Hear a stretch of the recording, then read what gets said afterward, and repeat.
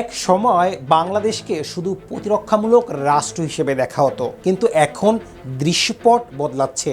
আকাশে নতুন যুদ্ধবিমান আনার আলোচনা, অ্যাটাক ড্রোন কেনার পরিকল্পনা, এয়ার ডিফেন্স শক্তিশালী করার উদ্যোগ। আর এর মাঝেই দক্ষিণ এশিয়ার ভূ রাজনীতি দ্রুত বদলে যাচ্ছে। ভারত রাফায়েল আনছে, মিয়ানমার যুদ্ধ পরিস্থিতিতে জর্জরিত, পাকিস্তান JF-17 ব্লক 3 ও ড্রোন সক্ষমতা বাড়াচ্ছে, চীন পুরো অঞ্চলে সামরিক প্রভাব বিস্তার করছে। এই বাস্তবতায় বাংলাদেশও এখন একটি প্রশ্নের সামনে দাঁড়িয়ে, ভবিষ্যতে যুদ্ধের জন্য আমরা কতটা প্রস্তুত। আজকের ভিডিওতে আমরা দেখব কেন বাংলাদেশ এখন যুদ্ধবিমান ও অ্যাটাক ড্রোনের দিকে ঝুঁকছে, কোন প্রযুক্তি আনার আলোচনা চলছে, আর এর পেছনে সামরিক, অর্থনৈতিক ও ভূ রাজনৈতিক বাস্তবতা আসলে কি। তো চলুন শুরু করা যাক। আধুনিক যুদ্ধ বদলে গেছে। আগে যুদ্ধ মানে ছিল ট্যাঙ্ক আর সীমান্তে সৈন্য, এখন যুদ্ধ শুরু হয় আকাশে। আর সেই আকাশ যুদ্ধে শুধু পাইলট চালিত যুদ্ধ বিমানই না, ড্রোনও হয়ে উঠেছে সবচেয়ে ভয়ঙ্কর অস্ত্রগুলোর একটি। ইউক্রেন যুদ্ধে পুরো বিশ্বকে দেখিয়েছে কয়েক হাজার ডলারের একটি ড্রোন কখনো কখনো কোটি ডলারের ট্যাঙ্ক ধ্বংস করে দিতে পারে।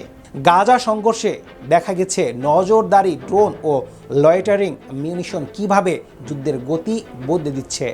অর্থাৎ এখন যে দেশ আকাশ নিয়ন্ত্রণ করবে যুদ্ধক্ষেত্রে, তার সুবিধা অনেক বেশি হবে। বাংলাদেশের জন্য এই বাস্তবতা আরও গুরুত্বপূর্ণ, কারণ দেশটির চারপাশেই কৌশলগত পরিবর্তন হচ্ছে। বঙ্গোপসাগর, সীমান্ত নিরাপত্তা, সন্ত্রাসবিরোধী অভিযান, এমনকি সামুদ্রিক সম্পদ রক্ষার ক্ষেত্রেও এখন দ্রুত প্রতিক্রিয়াশীল বিমান ও ড্রোন দরকার।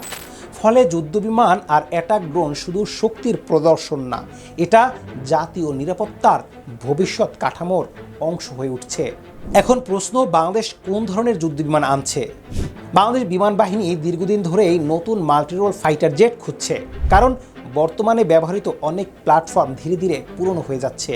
ফোর্সেস গোল 2030 পরিকল্পনার অধীনে আধুনিক যুদ্ধবিমান আনার আলোচনা বহু বছর ধরে চলছে। আন্তর্জাতিক প্রতিরক্ষা বিশ্লেষণ অনুযায়ী চীনের Z-10C, পাকিস্তানের চীন যৌথভাবে তৈরি JF-17 থান্ডার ব্লক 3, এমনকি পশ্চিমা কিছু প্ল্যাটফর্ম নিয়েও আগ্রহের খবর এসেছে। Z-10Cতে রয়েছে AESA রাডার, আধুনিক ইলেকট্রনিক ওয়ারফেয়ার সিস্টেম ও বিয়ন্ড ভিজুয়াল রেঞ্জ মিসাইল ব্যবহারের ক্ষমতা। অন্যদিকে JF-17 ব্লক 3 তুলনামূলকভাবে কম খরচে আধুনিক অ্যাভিওনিক্স মাল্টিরোল সক্ষমতা দেওয়ার চেষ্টা করছে। বাংলাদেশের জন্য সবচেয়ে বড় বিষয় হলো কস্ট ভার্সেস কম্প্যাটিবিলিটি, কারণ একটি আধুনিক ফাইটারের স্কোয়াড্রন মানে শুধু বিমান কেনা নয়, এর সাথে অস্ত্র, প্রশিক্ষণ, মেইনটেনেন্স, রাডার এবং অবকাঠামো যুক্ত থাকে। তাই বাংলাদেশকে এমন একটি প্ল্যাটফর্ম বেছে নিতে হবে যেটা সামরিকভাবে কার্যকর, কিন্তু অর্থনীতির উপর অতিরিক্ত চাপ সৃষ্টি করবে না। প্রশ্ন, অ্যাটাক ড্রোন কেন ভবিষ্যতের যুদ্ধ বদলে দিচ্ছে? যদি যুদ্ধবিমান হয় আকাশের তলোয়ার, তাহলে অ্যাটাক ড্রোন হচ্ছে নিঃশব্দ শিকারী। আধুনিক ড্রোন ঘন্টার পর ঘন্টা আকাশে থেকে লক্ষ্যবস্তু পর্যবেক্ষণ করতে পারে, প্রয়োজনে মুহূর্তেই হামলা চালাতে পারে। আর সবচেয়ে বড় বিষয়, এতে পাইলটের জীবনের ঝুঁকি নিতে হয় না। তুরস্কের বায়কতার TB2, ইরানের শাহেদ সিরিজের কিংবা চীনের উইংলং ড্রোন দেখিয়েছে মাঝারি শক্তির দেশও এখন ড্রোন প্রযুক্তি দিয়ে যুদ্ধক্ষেত্রে বড় প্রভাব ফেলতে পারে। বাংলাদেশও ধীরে ধীরে এই বাস্তবতা বুঝতে শুরু করেছে। ইতিমধ্যে নজরদারি ড্রোন ব্যবহারের সক্ষমতা বাড়ানো হয়েছে। ভবিষ্যতে সশস্ত্র অ্যাটাক ড্রোন যুক্ত হলে সীমান্ত নজরদারি, সন্ত্রাস বিরোধী অভিযান, সমুদ্র নিরাপত্তা এবং দ্রুত প্রতিক্রিয়া সক্ষমতা অনেক বেড়ে যাবে, বিশেষ করে পাহাড়ি বা দুর্গম এলাকায় যেখানে সরাসরি অভিযান ঝুঁকিপূর্ণ। সেখানে ড্রোন ও গুরুত্বপূর্ণ ভূমিকা রাখতে পারে। তবে শুধু নতুন জেট বা ড্রোন কিনলেই শক্তিশালী বিমান বাহিনী তৈরি হয় না।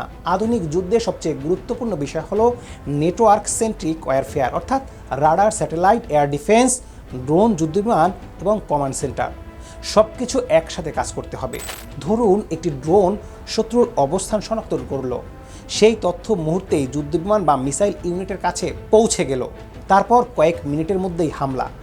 আধুনিক বাহিনী এভাবেই কাজ করে। ফলে বাংলাদেশের জন্য শুধু প্ল্যাটফর্ম কেনা নয়, পুরো প্রযুক্তিগত ইকোসিস্টেম গড়ে তোলা জরুরি। এর মধ্যে আছে উন্নত radar, data link, electronic warfare, cyber সুরক্ষা এবং দক্ষ জনবল। কারণ 21 শতকের যুদ্ধ শুধু গোলা বারুদের না, তথ্যেরও যুদ্ধ। দক্ষিণ এশিয়ার নিরাপত্তা পরিস্থিতি দ্রুত পরিবর্তিত হচ্ছে। ভারত ইতিমধ্যে রাফায়েল যুক্ত করেছে।